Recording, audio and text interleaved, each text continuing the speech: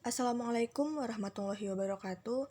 Perkenalkan, nama saya Mia Cantika, NIM B10111811081. Nah, di sini saya akan mempresentasikan overview tentang pasar modal syariah pada mata kuliah Pasar Modal Syariah. Baiklah, langsung saja kita masuk ke pendahuluan.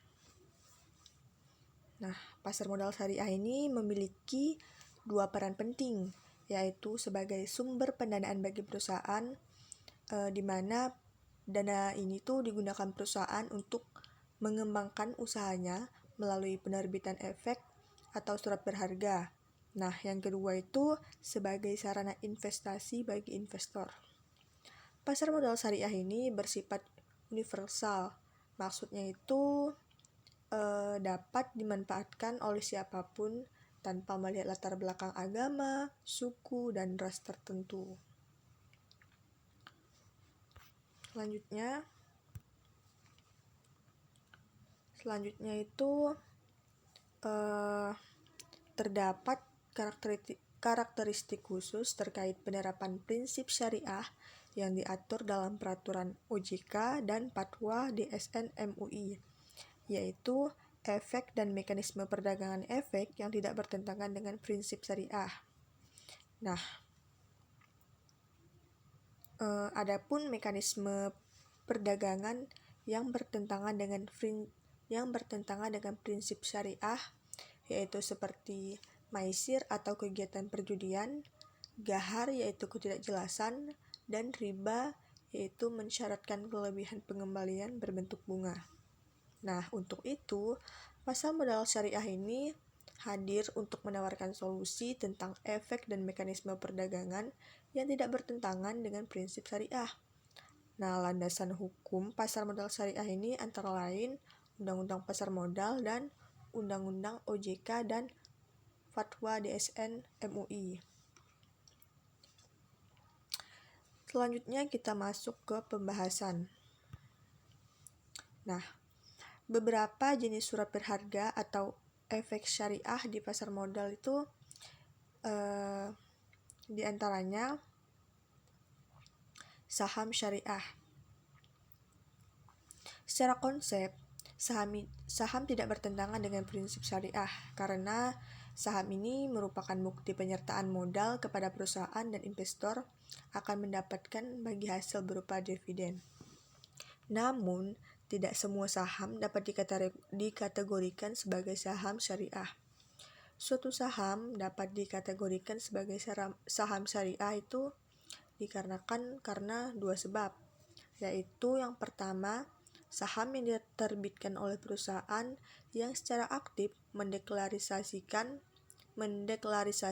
sebagai perusahaan syariah sebagaimana tertuang dalam anggaran dasarnya, dan saham yang diterbitkan oleh perusahaan yang tidak menyatakan kegiatan usaha perusahaan sesuai syariat, namun perusahaan tersebut memenuhi kriteria syariah sehingga sahamnya dapat ditetapkan sebagai saham syariah oleh OJK atau pihak penerbit daftar efek syariah. Nah, untuk dapat disebut sebagai saham syariah, perusahaan penerbit itu harus memenuhi dua kriteria, yaitu yang pertama, kriteria kegiatan usaha. Kegiatan usaha perusahaan tidak boleh bertentangan dengan prinsip syariah, yaitu kegiatan usaha yang mengandung unsur perjudian. Lembaga keuangan berbasis bunga, memproduksi dan atau mendistribusikan serta memperdagangkan barang atau jasa yang haram seperti minuman keras atau barang yang bersifat mudorot atau membahayakan. Yang kedua yaitu kriteria rasio keuangan yang terdiri atas rasio utang berbasis bunga terhadap total aset perusahaan tidak boleh lebih dari 45%. Nah, rasio pendapatan non-halal terhadap total pendapatan perusahaan itu tidak boleh lebih dari 10%. Saham yang memenuhi kriteria dimasukkan sebagai bagian dari daftar efek syariah atau bisa disebut DES yang diterbitkan oleh OJK atau pihak penerbit. Selanjutnya itu ada sukuk. Nah, sukuk ini adalah surat berharga syariah yang merupakan bukti kepemilikan yang mewakili bagian yang tidak terpisahkan atas aset tertentu yang mendasarinya. Nah, sukuk ini berupa aset berwujud, nilai manfaat atas aset berwujud, jasa, aset dari proyek dan kegiatan investasi yang telah ditentukan.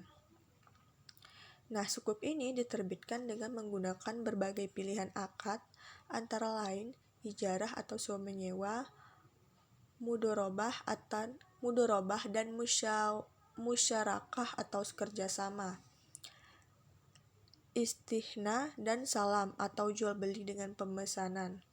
Nah, manfaat yang akan diperoleh investor itu dapat berupa imbalan hasil dan capital gain. Selanjutnya itu ada reksadana syariah. Nah, reksadana syariah ini merupakan salah satu jenis investasi kolektif yang dikelola oleh manajer investasi yang telah memperoleh izin dari OJK.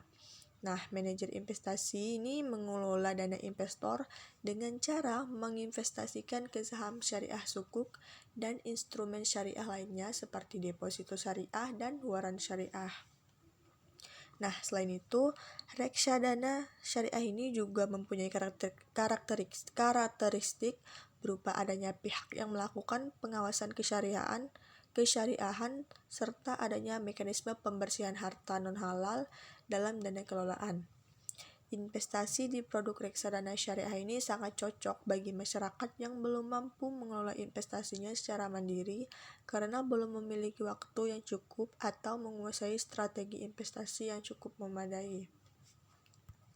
Selanjutnya itu ada beberapa jasa layanan di pasar modal syariah, yaitu yang pertama itu layanan syariah. Nah, layanan syariah ini berupa sistem online trading syariah atau yang disingkat dengan SOTS. Nah, sistem ini tuh memungkinkan investor untuk menjual dan membeli saham syariah secara online. Nah, dalam sistem ini, investor itu tidak dimungkinkan untuk melakukan transaksi yang dilarang, seperti margin trading berbasis riba dan short selling. Yang kedua ada layanan kustodian syariah, yaitu sebagai penyimpan efek syariah. Lalu yang ketiga itu ada pelayanan wali amanat syariah, itu sebagai pihak yang mewakili investor suku. Nah, selanjutnya kita masuk ke penutup. Nah, investor dapat membeli produk syariah di tempat yang menyediakan produk syariah seperti perusahaan efek, bank, kantor pos, dan pegadaian. Transaksi ini bisa dilakukan secara manual maupun online. Investor dapat melakukan transaksi melalui fasilitas auto debit. Investasi sangat terjangkau, itu bisa dimulai dari 100.000. Namun perlu diingat bahwa investasi di pasar modal juga memiliki potensi risiko, sehingga investor itu perlu memahami dan mengelola risiko tersebut. Nah, mungkin cukup sekian